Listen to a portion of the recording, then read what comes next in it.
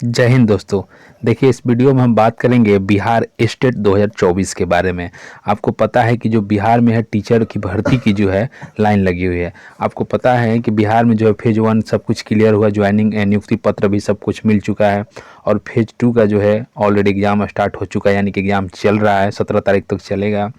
और उसमें क्या हुआ कि आपका जो है बी स्टेट यानी बिहार स्टेट 2024 का भी फॉर्म आ चुका है।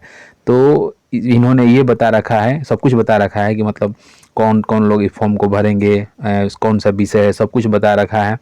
और पेपर 1 क्या है, पेपर 2 क्या है, सब कुछ हम डिटेल में समझेंगे। एक चीज़ और समझिए कि जो बिहार स्टेट 2024 का फॉर्म आया है, तो इससे ये भी क्लियर हो रहा है कि इलेक्शन से पहले हो सके तो आपका फरवरी के आसपास में फिर बिहार में जो है टीचर की भर्ती आ सकती है। तो अब हम इसमें ये समझेंगे, पूरा डिटेल में जानेंगे कि कौन कौन लोग हैं जो कि बी एस टेट का फॉर्म 2024 का भर सकते हैं। तो चैनल पे यदि पहली बार आप विजिट कर रहे हैं तो चैनल को अवश्य से लाइक सब्सक्राइब शेयर कर दीजिएगा और वीडियो को पूरा देखिएगा, स्किप मत कीजिएगा। आपके सामने नोटिफिकेशन दिख रहा है और नोटिफिकेशन में हम आपको जो है सब कुछ पूरा डिटेल में समझाएंगे। तो देखिए, वीडियो को स्टार्ट करते हैं। देखिए ऊपर में क्या लिख रखा है, बिहार विद्यालय परीक्षा समिति पटना। ठीक है, अब देखिए नीचे क्या लिख रहा है, माध्यमिक शिक्षक पात्रता परीक्षा यानी स्टेट जिसको कहते हैं, ठीक है, 2024। और फॉर्म भरने के लिए योग्यता इसमें सब कुछ दे रखा है। अब देखिए हम डिटेल में चर्चा कर रहे हैं।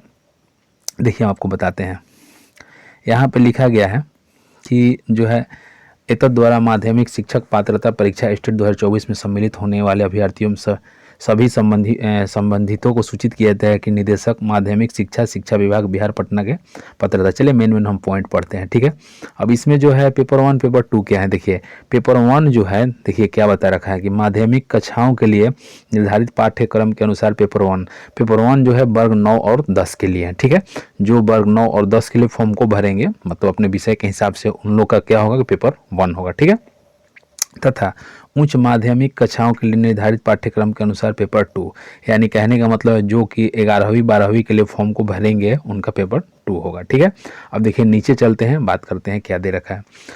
पत्रता जो होगा यानी कि 1 नंबर का जो क्वेश्चन होता है, क्या बोलते हैं उसको, बहुविकल्पीय क्वेश्चन जो होता है, MCQ में होता है ना फॉर्मेट में, मतलब ऑप्शन वाला क्वेश्चन, ये आपका क्वेश्चन रहेगा। प्रत्येक प्रश्न 1 अंक का होगा और इसमें नेगेटिव नहीं रहेगा। चलिए ठीक है, यानी कहने का मतलब ऑब्जेक्टिव रहेगा। ठीक है, अब देखिए मैं परीक्षा के विषय माध्यमिक कक्षाओं के लिए निर्धारित पाठ्यक्रम अनुसार पेपर 1 के तहत आने वाले विषय तथा उच्च माध्यमिक कक्षाओं के लिए निर्धारित पाठ्यक्रम अनुसार पेपर 2 के तहत आने वाले विषय का विवरण निम्नवत है। ठीक है, देखिए समझते हैं।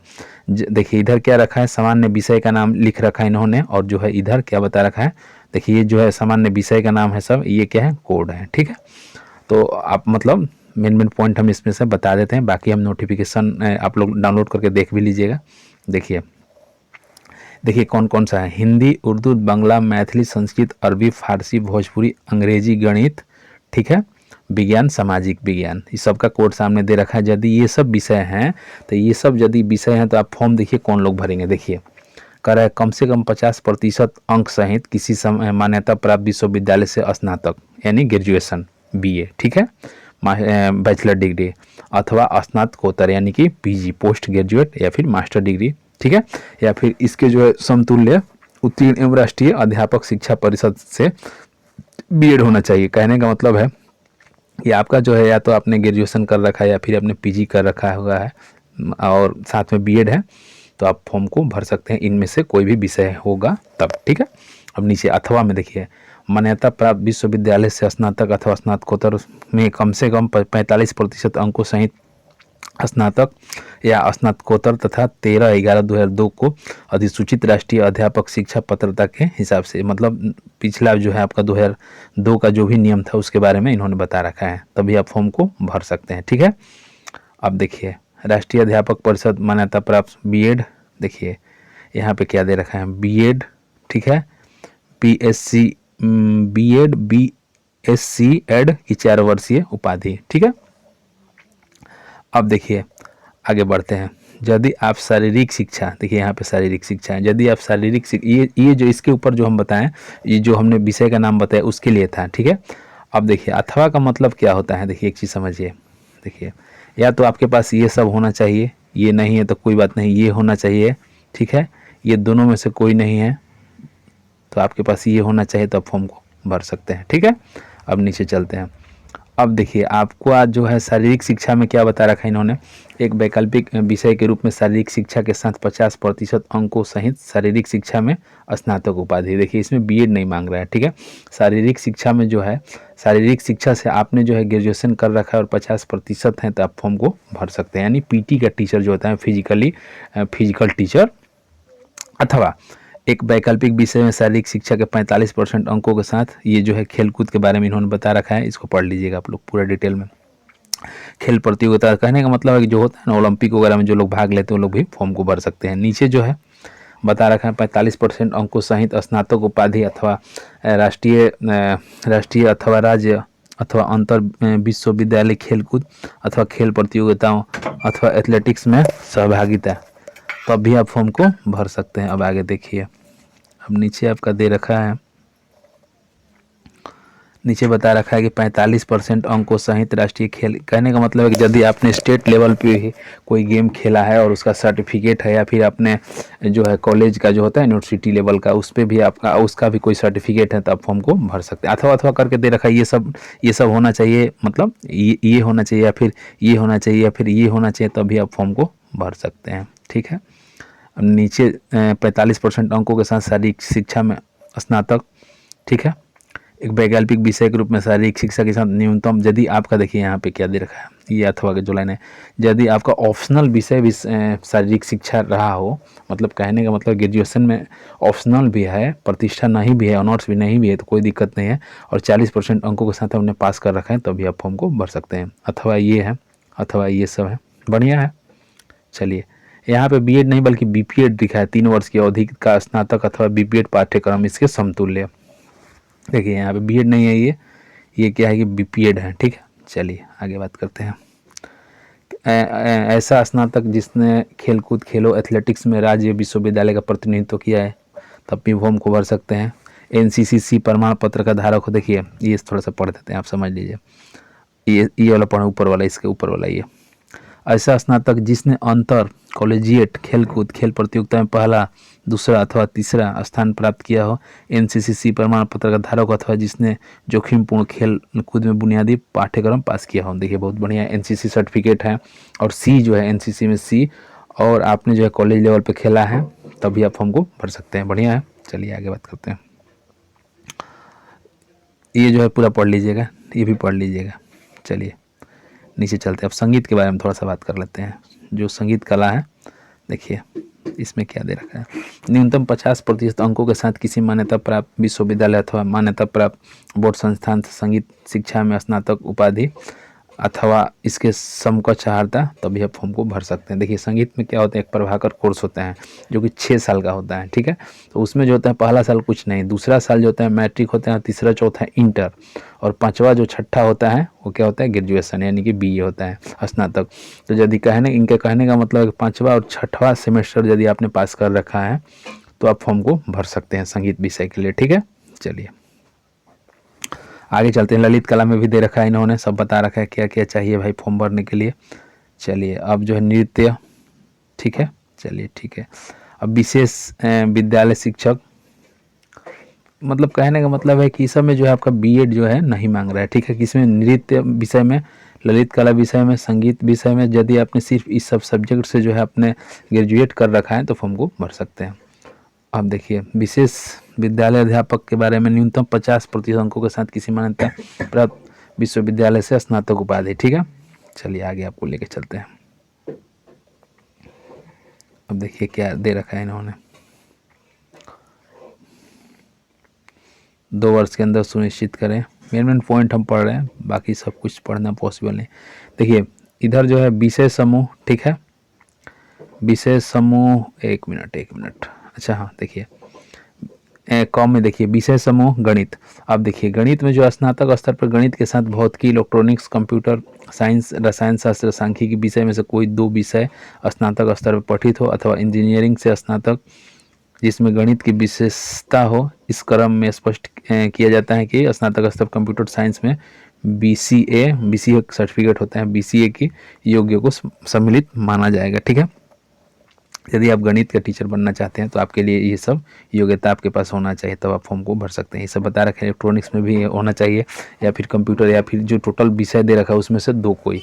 विज्ञान में भी सेम चीज़ वही होगा, स्नातक स्तर पर जंतु विज्ञान, जिसको प्राणी विज्ञान भी कहा जाता है, वनस्पति विज्ञान एवं रसायन शास्त्र विषय में पठित हो, अथवा इंजीनियरिंग से स्नातक जिसमें विज्ञान की विशेषता हो। ठीक है, चलिए आगे बढ़ते हैं। सामाजिक विज्ञान में भी वही चीज़ होगा। अब नीचे चलते हैं। अब देखिए पेपर 2 है। पेपर 2 भाई जो है ये किन के लिए है, ये जो है वर्ग 11 और 12 के लिए। ठीक है, तो देखिए इनका क्या दे रखा है कि विशिष्ट जो है विनिर्दिष्ट विषय में कम से कम 50% अंकों के सहित किसी मान्यता प्राप्त विश्वविद्यालय से स्नातकोत्तर। देखिए इसमें जो है ना ग्रेजुएशन वाला लोग फॉर्म को नहीं भरेंगे। कहने का मतलब है जब 11-12 जो है वर्ग 11 और 12, उसमें जो जिन्होंने ग्रेजुएट कर रखा है, ग्रेजुएट हैं, वो लोग फॉर्म को नहीं भरेंगे, बल्कि फॉर्म को वो लोग भरेंगे जो कि पीजी किए हुए हैं। ठीक है, पीजी के शिक्षा में स्नातक बीएड, पीजी के साथ इन्होंने बीएड कर रखा है तो फॉर्म को भर सकते हैं। ठीक है, चलिए अथवा सब दे रखा है, बता रखा है इन्होंने क्या क्या चाहिए, और सब विषय इधर दे रखा है और इनका कोड दे रखा है। इसमें भी संगीत होगा, नृत्य होगा, वाणिज्य, कंप्यूटर साइंस, कृषि, सबका दे रखा है भाई। कृषि के लिए कौन फॉर्म भरेंगे, कंप्यूटर साइंस के लिए, सब इनका योग्यता है, इसको आप लोग पढ़ लीजिएगा। ठीक है, कंप्यूटर साइंस के लिए क्या दे रखा है किसी मतलब। चलिए वाणिज्य। अब मेन पॉइंट पे बात कर लेते हैं, जो है आपका क्या रहेगा, कैसे रहेगा।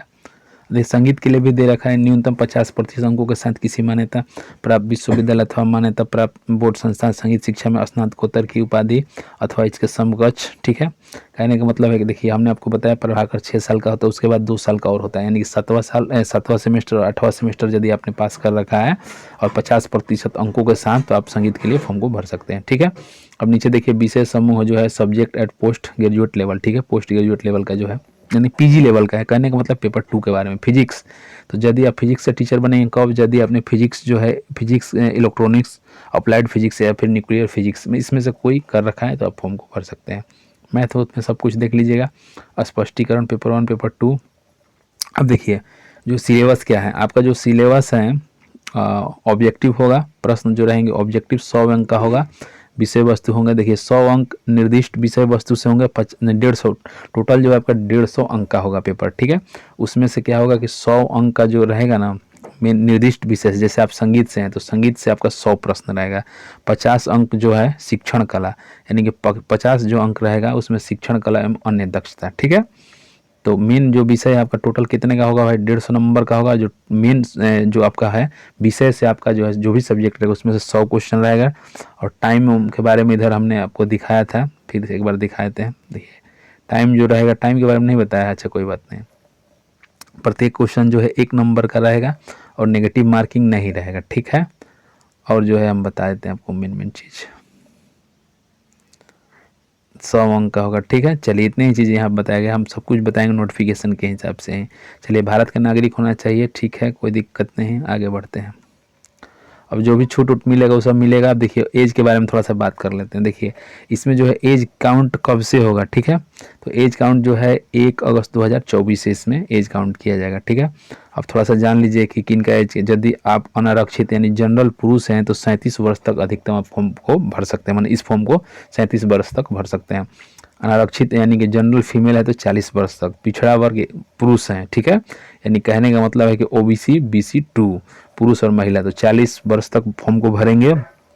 और यदि 3 साल के छूट मिलेगा, चूँकि आपको पता है ओबीसी को 3 साल और SC/ST को 5 साल, यानी कि 43 वर्ष तक फॉर्म को भर सकते हैं। ठीक है, अब जो है आगे बात करते हैं अति पिछड़ा वर्ग पुरुष महिला। ठीक है, नहीं इसमें छूट नहीं बल्कि सब कुछ सम्मिलित करके बता रखा है इन्होंने। यानी कि पिछड़ा वर्ग जो है पुरुष महिला 40 वर्ष तक, अति पिछड़ा वर्ग यानी BC1 जो भी है मेल फीमेल 40 वर्ष तक, और अनुसूचित जाति यानी कि SC जो है मेल फीमेल दोनों 42, और अनुसूचित यानी ST जो है मेल फीमेल 42। ठीक है, चलिए अब एक बार पढ़ लेते हैं सामान्य प्रशासन की ओर से। चलिए छूट के बारे में कुछ नहीं बताया इन्होंने, मतलब ये सब जो है मतलब ऐड करके बताया है।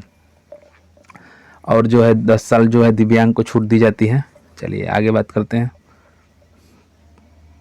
अब कुछ दे रखा है क्या, हाँ देखिए उत्तीर्णांक जो है 150 में से निकालिएगा। सामान्य वर्ग का है यदि तो आपको 75 नंबर लाना होगा। ठीक है, सामान्य वर्ग का जो है, यदि जनरल आप कैंडिडेट हैं तो 75 नंबर लाना होगा, पिछड़ा वर्ग है तो 45.5% लाना होगा, 45.5% निकाल लीजिएगा, अत्यंत पिछड़ा वर्ग है तब भी 45.5%, और अनुसूचित जाति, अनुसूचित जनजाति, दिव्यांग और सभी कोटि का महिला तो 40% लाना होगा। ठीक है, प्रमाण पत्र के बारे में भी आपको बता रखा है। और ये जो होगा उत्तीर्णांक प्रमाण पत्र की वैधता जीवन लाइफ टाइम होगा। ठीक है, यदि आप पास कर जाइएगा तो बार बार करने की जो ये जो है आपका हमेशा के लिए हो जाएगा। ठीक है, अब देखिए, अब इसमें पैसे के बारे में बातचीत कर रखा है। पेपर 1 अथवा पेपर 2 एक पेपर के लिए फॉर्म को भरते हैं तो क्या होगा कि आप जो है सामान्य वर्ग, आर्थिक रूप से कमजोर यानी EWS, पिछड़ा वर्ग और अत्यंत पिछड़ा मतलब 960 रुपया, यदि आप दोनों के लिए फॉर्म भरते हैं पेपर 1 पेपर 2 के लिए। कुछ लोग ऐसे हैं जो कि मतलब दोनों के लिए एलिजिबल हैं, तो दोनों का फॉर्म भरेगा तो 1440 रुपया। ठीक है, और SC और ST और विकलांग 760 रुपया, जब दोनों के लिए भरते हैं तो 1140 रुपया। नॉर्मलाइजेशन जो भी होगा ये बता रखा है इन्होंने कि हम नॉर्मलाइजेशन जो होता है हम करेंगे। और क्या दे रखा है, चलिए अब मेन चीज़ जान लेते हैं कि फॉर्म जो होगा कब से आपको भरना है। ठीक है, एक चीज, प्रवेश परीक्षा की अवधि देखिए 150 मिनट का क्वेश्चन, 150 मिनट जो टाइम रहेगा, 150 प्रश्न रहेगा। ठीक है, और परीक्षा जो है आपका कंप्यूटर बेस्ड होगा। ठीक है, चलिए अब जान लीजिए मेन चीज़, मेन टॉपिक, आप फॉर्म को कब से भर रहे हैं।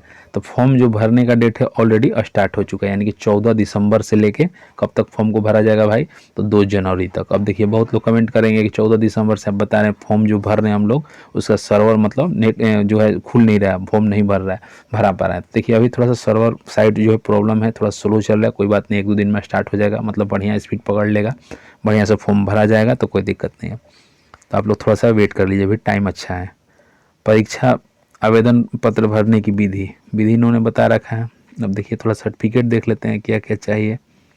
सर्टिफिकेट के बारे में बता रखा है, देखिए मैट्रिक का प्रमाण पत्र, अंक प्रमाण पत्र जन्म तिथि के साथ, अंक प्रमाण पत्र रहेगा, और मैट्रिक का प्रमाण पत्र रहेगा तो उसमें जन्म तिथि रहेगा। इंटर का प्रमाण पत्र, स्नातक का प्रमाण पत्र एवं अंक प्रमाण पत्र, यानी सर्टिफिकेट और मार्कशीट दोनों। स्नातकोत्तर, यदि आप मान लीजिए कि भर रहे हैं पेपर 2 के लिए तो आपका स्नातकोत्तर का प्रमाण पत्र, और यदि आप भर रहे हैं 9-10 के लिए तो स्नातक का। BEड जो भी है मतलब अन्य शैक्षणिक योग्यता है तो सक्षम प्राधिकारी द्वारा निर्गत आवासीय प्रमाण पत्र, यानी क्या बोलते हैं अंचल लेवल का भी रहेगा तो चल जाएगा, यानी ब्लॉक। अनुसूचित जाति, अनुसूचित जनजाति उम्मीदवारों के लिए सक्षम प्राधिकारी द्वारा जाति प्रमाण पत्र, इन लोग का जो है जाति प्रमाण पत्र लगता है। और जो OBC होते हैं उनका क्या लगता है, नॉन क्रीमी, तो इनका ये देना होगा। ठीक है, चलिए लगभग सब कुछ हमने आपको बता रखा है। यदि आपको कहीं दिक्कत होगा तो बेशक आप कमेंट कीजिएगा। चैनल पर यदि पहली बार आए हैं तो चैनल को अवश्य लाइक, सब्सक्राइब, शेयर कर दीजिएगा। मिलते हैं नेक्स्ट वीडियो में, तब तक के लिए जय हिंद।